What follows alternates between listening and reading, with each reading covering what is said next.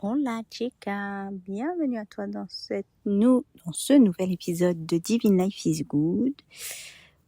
Toujours à ton service, Gaëlle. Et ravie si tu me découvres. Et aujourd'hui, j'avais envie de parler de la femme forte telle que je le vois se pratiquer, j'ai envie de dire. Donc installe-toi confortablement ou glisse-moi dans tes oreilles pendant que tu prépares le repas. Et aujourd'hui, on va parler avec les sciences du comportement féminin de cette fameuse femme forte. Et dans femme forte, aujourd'hui, j'entends celle qui gère tout dans son couple. J'aime bien le dire comme ça. Donc, cet épisode est pour toi. Si tu te reconnais là-dedans, tu fais tout dans ton couple. Tu rappelles, tu corriges, tu anticipes. Et tu crois que c'est de l'amour. Tu crois que c'est être une femme forte. Mais regarde bien ce qui se cache vraiment derrière cette force-là. Parce qu'aujourd'hui, on va comme déplier quelque chose que personne ne dit clairement.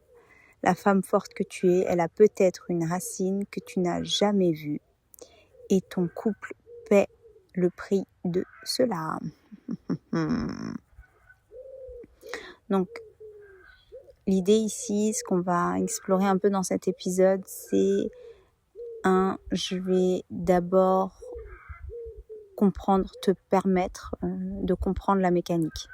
Comment on arrive vraiment à ce point où tu fais tout. Pas avec de la culpabilité, ok, on n'est pas ici pour se juger ou pour se blâmer davantage, mais avec la science du comportement, ok? Parce que c'est pas un défaut, c'est une réaction intelligente à quelque chose. Ensuite, si tu es plutôt neurodivergent, TDAH, si tu fais l'expérience, j'aime pas dire si tu fais l'expérience neurodivergent, TDAH, Asperger, HPI, tu vas comprendre pourquoi tu es particulièrement piégé là-dedans et pourquoi c'est encore plus subtil pour toi. Et après, on rentre dans la vraie racine, ce qui se cache vraiment derrière ta femme forte. Et spoil alerte, ce n'est pas vraiment de la force. C'est plutôt l'inverse, je dirais même de la peur. Et elle est très intelligente, ta peur, ok ? On va regarder ensuite ce que ce système produit vraiment pour toi, pour lui et pour ton couple. Encore une fois, sans culpabiliser ici, c'est juste pour que tu puisses le voir. Ok ? Et enfin, on parlera de comment ça change quand tu fais autrement, parce que tu peux retrouver ta puissance sans détruire ton couple, bien au contraire. Alors c'est parti, let's go. La mécanique. Donc comment tu arrives à être cette femme forte ? Et il y a même des femmes que j'accompagne aujourd'hui qui ne se soupçonnent pas être fortes en fait.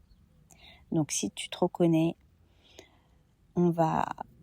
pour comprendre pourquoi tu te retrouves à tout faire, il faut regarder comment le cerveau et le système nerveux fonctionnent. Quand tu rentres en mode protection, anticipation, contrôle, c'est pas du hasard. C'est une réaction intelligente et c'est ce que en neurosciences, les neuroscientifiques appellent une réaction adaptative. Et là, je vais juste mettre un petit break. Regarde où ça se joue parce que des fois, elle se joue aussi dans ton travail, dans ton entrepreneuriat, dans ce que tu fais. Ok ? Regarde tous ces moments de vie où on dit de toi, où tu te trouves très adaptative. Ok, derrière ça, c'est la théorie de l'attachement de Bowlby. Elle nous dit quelque chose de très important. Nous reproduisons les patterns qu'on a appris. Si tu as grandi dans un environnement où tu devais prendre soin de quelqu'un, un parent, un frère, ta mère, tu vas recréer ce pattern. C'est pas volontaire, c'est neurologique. Ok ? Tu peux aussi te retrouver, et j'aime bien le dire, dans un état, t'es pas forcément l'aîné qui s'occupe, mais tu peux avoir fait force d'adaptation pour ne pas blesser le parent. Ok ? Et il y a ce qu'on appelle le système de renforcement comportemental. C'est très simple mais très puissant. Voilà comment ça fonctionne. Toi, tu fais quelque chose. On part du principe qu'on parle de ton couple. Lui, il n'a pas besoin de faire parce que c'est déjà fait. Et donc, il s'adapte. Son cerveau dit « Ok, elle gère ça, c'est bien. » Donc la prochaine fois, tu dois encore faire. Parce que si tu ne fais pas, ça ne se fait pas. Et tu ne peux pas accepter ça, donc tu le fais. Tu vois le schéma ? Le schéma, c'est plus tu fais, moins il agit, plus tu dois contrôler, plus tu dois faire. C'est un cycle. Et ce cycle, c'est pas un manque d'amour, c'est un manque de conscience du système qui est derrière.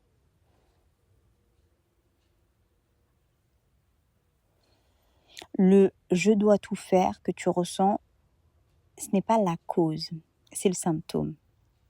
Le symptôme d'un système qui s'est mis en place progressivement.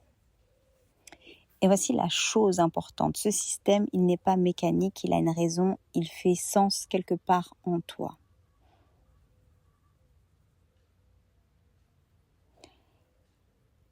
Maintenant, pourquoi les femmes neurodivergentes sont particulièrement piégées ? Donc, si tu fais l'expérience, neurodivergente, TDAH, Asperger, HPI, peu importe, je te dis, tu es dans une version turbo de ce pattern. Pourquoi ? D'abord, l'hyperfocalisation. En fait, toi, tu vois ce qui n'est pas fait. Ton cerveau, il va droit dedans. Toi, tu vois la pile de linge, tu l'as fait. Tu vois les devoirs non faits, tu les supervises. Et plus tu vois, plus tu fais. Ensuite, tu as des standards internes très, très élevés.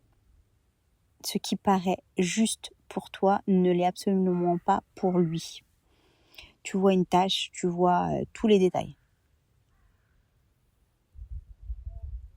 Tu vois comment elle devrait être faite, alors que tu peux...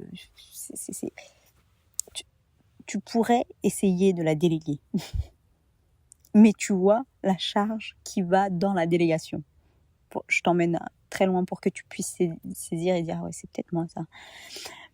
Parce que tu sais déjà comment ça va être raté. Et sans jugement, c'est raté pour toi. Pas à hauteur de tes normes, ok ? Et puis, il y a la stimulation. Ton système nerveux fonctionne en permanence en mode urgence. Tu as besoin d'urgence pour fonctionner. Donc, quand rien ne se passe, tu crées de l'urgence. Tu m'expliques. Souvent, dans mes petits rendez-vous, mes accompagnements, si je le fais pas, il ne le fait pas. Boum, urgence créée. On pourrait s'arrêter là. Système nerveux satisfait. Welcome. Mais regarde ce que ça produit. Tu es toujours en vigilance, toujours en alerte, toujours à superviser. Et le truc cruel un peu dedans, c'est toi avec ton cerveau, ton TDAH, tu portes ta propre charge cognitive. Tu as un cerveau qui est déjà, qui pense en arborescence, qui saute partout, qui oublie, qui veut tout en même temps. Et en plus, tu portes le mental loud, ralenti du couple. Mais c'est un cadeau. Souvent, c'est un cadeau.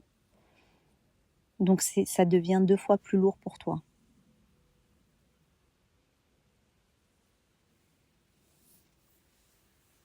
Et le paradoxe dans tout ça, c'est que de l'extérieur, tu as l'air super organisé. Tu fais tout, tu gères tout, tes enfants sont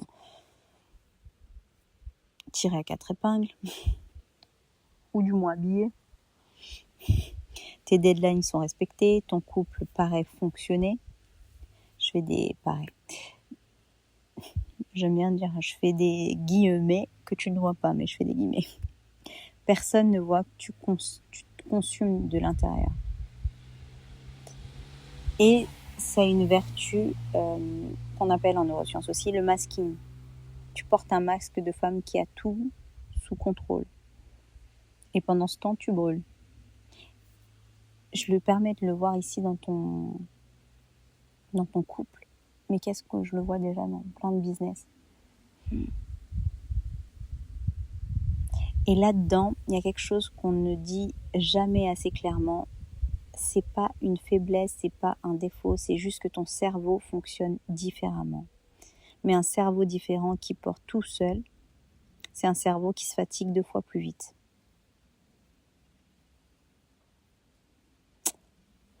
Maintenant, ce qui se cache vraiment derrière la femme forte,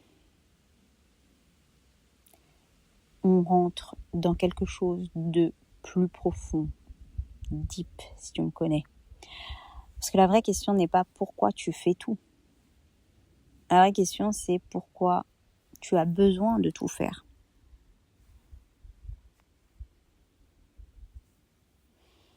Et là, la réponse est souvent, j'ai envie de dire, cachée profondément.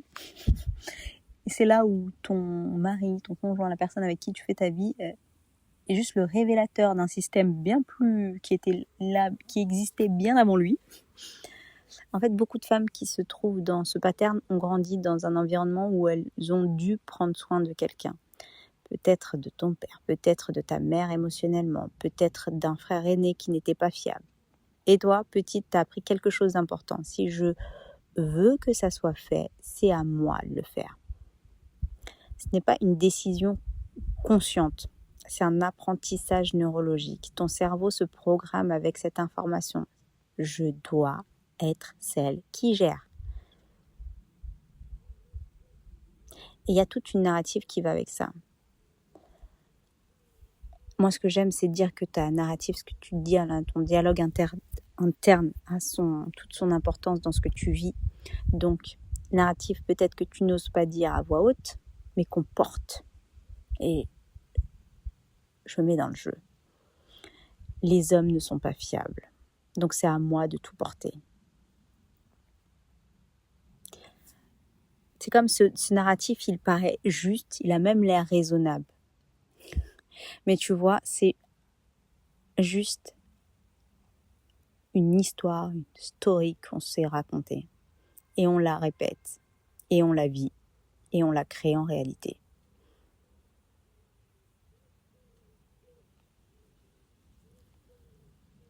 Et puis il y a ton système nerveux. Quand tu es en mode je dois tout faire, tu n'es jamais au repos. Tu es toujours en vigilance, toujours à anticiper. C'est Stéphane Porges qui appelle ça la dérégulation du système nerveux. Et tu peux le voir aujourd'hui sur plein de systèmes. Okay, tu fonctionnes en permanence en mode protection, en mode sympathique activé. Et tu sais quoi, c'est épuisant. Ton corps brûle de l'énergie pour rester vigilant tout le temps. Pourquoi tu fais ça? Pourquoi tu lâches pas prise ou tu t'abandonnes pas? Parce qu'en fait, derrière le lâcher prise, ça devient effrayant. Parce que si tu ne contrôles pas tout, quelque chose d'imprévu peut arriver. Et si quelque chose d'imprévu arrive, tu ne peux pas le gérer. Donc, tu dois tout contrôler pour être en sécurité. C'est une équation très simple. Contrôle égale sécurité. Puis des fois, il y a quelque chose encore de plus profond. En fait, ton identité est liée à ce que tu fais. Tu vaux ce que tu produis. Tu vaux ce que tu accomplis. Donc si tu arrêtes de faire, tu arrêtes d'exister.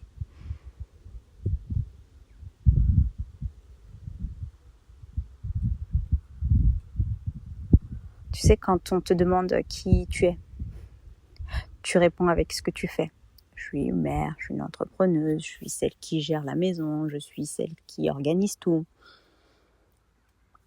Ce que j'invite souvent dans mes espaces, c'est de dire juste, toi tu dis jamais, mais je suis juste une femme. Une femme qui existe, qui a de la valeur juste parce qu'elle existe. Et j'irai même plus loin, j'enlèverai le mot juste. Je suis une femme. Ça devrait suffire. La femme forte, souvent, c'est une femme qui a appris très tôt que sa valeur venait de sa productivité, de son utilité, de ce qu'elle pouvait faire pour les autres. Et c'est là que je te dis clairement, ce n'est pas de la force, c'est de la peur. Une peur très intelligente, une peur qui a des racines profondes. Mais c'est quand même une peur. Maintenant, ce que ce système peut produire vraiment, il faut regarder les choses en face et prendre la responsabilité de ce système, de ce que produit ce système chez toi. Pour toi d'abord. Tu es épuisé. Tu dis que ton dialogue un peu interne peut te dire je suis une mauvaise mère, une mauvaise compagne, parce que tu n'as pas la patience que tu voudrais avoir. Mais la vérité, tu n'es pas impatiente parce que tu es mauvaise. Tu es impatiente parce que tu es fatiguée, parce que le fait... parce que, en fait, ce que tu produis, c'est le job de 3 personnes. Et tu vas nourrir peut-être une forme de ressentiment. Et ce ressentiment, c'est comme il grandit silencieusement parce que à chaque fois que tu fais quelque chose, c'est comme ton partenaire, il ne sait pas que tu le fais comme contre ta volonté. Il pense que tu t'aimes tellement que tu veux juste aider. Et souvent, la limite, c'est qu'on ne voit pas la goutte d'eau qui remplit le verre.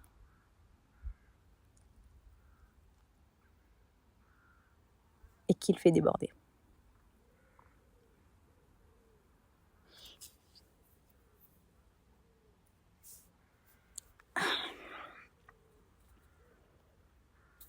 Et souvent, quand tu arrives à ce moment-là où la goutte d'eau, c'était celle de trop, où il y a quelque chose de plus profond encore, c'est que tu as perdu la femme que tu étais avant tout ça, avant cette charge, avant ce poids, toi en tant que femme, juste toi. Et je vais te re-spoiler alerter. Pour lui, personne qui partage ta vie, pour elle, ok, c'est différent, mais tout aussi destructeur. Il se sent jugé. Il sent que quoi qu'il fasse, ce n'est jamais assez, ou jamais bien, ou que tu vas le corriger. Donc il se ferme, ou il devient passif. Il se met, soit il se tait, soit il se met en colère sans vraie raison ou sans raison apparente, juste pour décharger la tension. Il y a quelque chose qu'on ne voit pas, son autonomie se réduit, ok? Tu le fais baisser en capacité, sa capacité à agir dans le monde, elle s'atrophie. Parce que pourquoi il ferait quelque chose si tu vas le faire de toute façon, mieux, plus rapidement. Et tu viens à ce qu'il s'infantilise, sans que tu le veuilles, ok? C'est pas sa faute non plus, c'est pas ta faute non plus. C'est le système qui fait ça, ok? Mais maintenant que tu le sais ou que tu le vois ou que ça t'a permis de le voir, il en vient de ta responsabilité de changer si tu veux changer ça. Pour votre couple, pour que ça devienne... parce que plus tu laisses, plus ça s'aggrave. Ça s'aggrave, j'allais dire, ça s'aggrave. Parce que le désir, il s'en va. Tu ne peux pas désirer quelqu'un que tu dois éduquer. Tu ne peux pas être une femme avec un homme qui agit comme un fils. C'est impossible. Donc oui, vous êtes ensemble, oui, vous gérez, oui, vous survivez, mais vous n'êtes pas vivants ensemble. C'est pas une relation entre deux adultes, c'est un rôle que tu joues. Et c'est dévastateur pour les deux.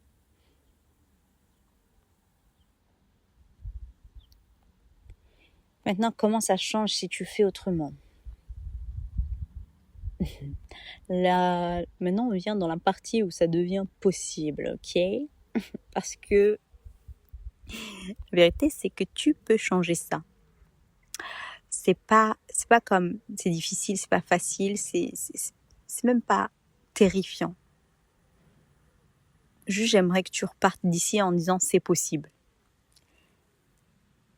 Et ça commence par un reset de ton système nerveux. Tu dois arrêter de croire que tu peux tout contrôler et que si tu ne contrôles pas tout, c'est la catastrophe. C'est pas vrai. Les gens survivent aux choses qui ne sont pas parfaites. Les enfants grandissent même si la maison n'est pas immaculée. Les hommes apprennent même s'ils font des erreurs. Mais toi, tu dois croire en ça d'abord. Tu dois réguler ton propre système nerveux. Et ça signifie apprendre à rester calme quand les choses ne sont pas comme tu voudrais. C'est paradoxal, je sais, mais c'est vrai. Parce que tu ne peux pas forcer quelqu'un à changer en contrôlant chaque petit détail. Tu peux seulement le repousser. Et je t'annonce, tu peux uniquement te changer, toi, à mon sens. La deuxième partie, c'est l'abandon, le lâcher prise. C'est pour ça que je préfère le terme abandon, vraiment. Parce que lâcher prise, c'est que voir que tu es attaché à quelque chose.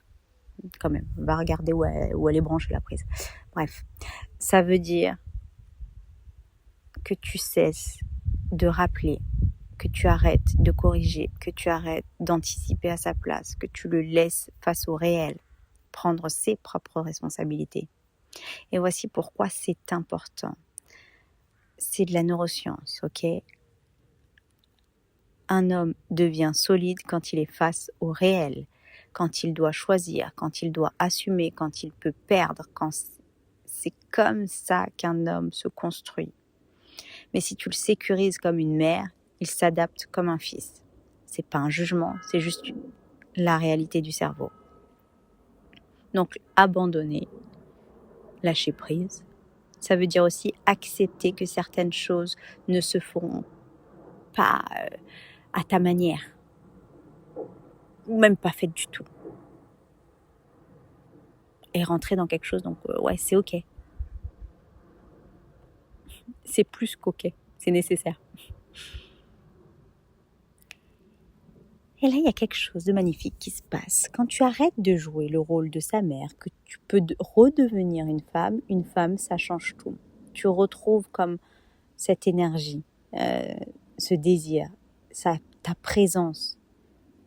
Pas ton énergie fournisseur, ton énergie créatrice, celle qui t'appartient. Et lui, quand il est vraiment face au réel, sans filet de sécurité, il grandit. Il prend ses responsabilités, il devient compétent, il devient capable, il devient un homme. Et soudain, vous êtes deux adultes qui se choisissent. C'est pas une mère et un fils, c'est pas un système de contrôle et d'adaptation, c'est une relation.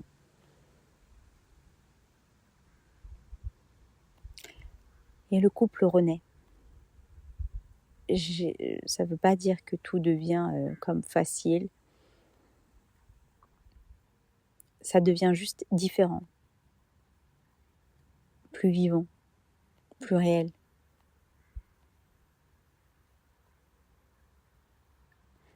Parce qu'on ne dit pas la chose qu'on nous cache. Non, c'est ta force, ce n'est pas ta capacité à tout faire. Ta force, c'est ta capacité à créer, à aimer, à être présente, à choisir. Et quand tu utilises ta force pour ces choses-là, au lieu de les gaspiller à tout contrôler, c'est là que la magie arrive. C'est là que tu deviens vraiment forte. Pas en faisant tout, en choisissant de ne pas faire ce qui ne t'appartient, n'est pas ton jeu, n'est pas le tien.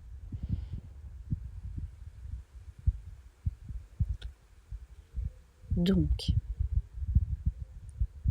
choisis d'être cette autre femme forte. Ok ? Si tu te reconnais dans cet épisode,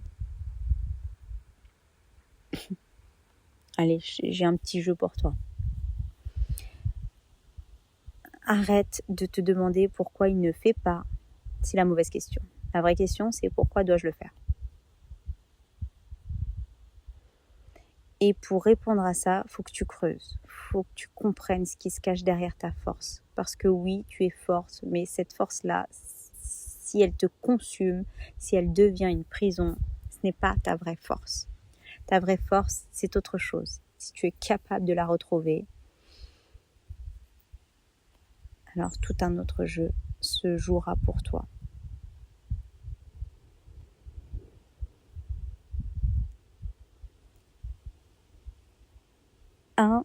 Dans cet épisode, je voulais te montrer que tu n'es pas seule à vivre ça, et que tu n'es pas, c'est pas une question de manque d'amour, ok? C'est une question de conscience. Et une fois que tu es consciente de ça, tu peux changer. Alors, si tu as aimé, n'oublie pas de liker, t'abonner sur cette chaîne pour la faire grandir avec moi. Ça sera un immense honneur. Et c'était l'épisode Derrière la femme forte, ce qu'on ne te dit pas. Je ne sais pas si je vais le nommer comme ça d'ailleurs. Partage-le à une femme qui a besoin de l'entendre. Pour le reste, tu peux me retrouver dans le Salon des Divines. Le lien est en dessous sur les 14 jours pour activer ta nouvelle identité de richesse qui sont offerts actuellement. Et pour le reste, je te retrouve à très vite pour un nouvel épisode. Et si tu es encore en vacances, non mieux, rappelle-toi, ta vie, c'est tes vacances. Je te dis à très vite et au plaisir. Ciao, ciao.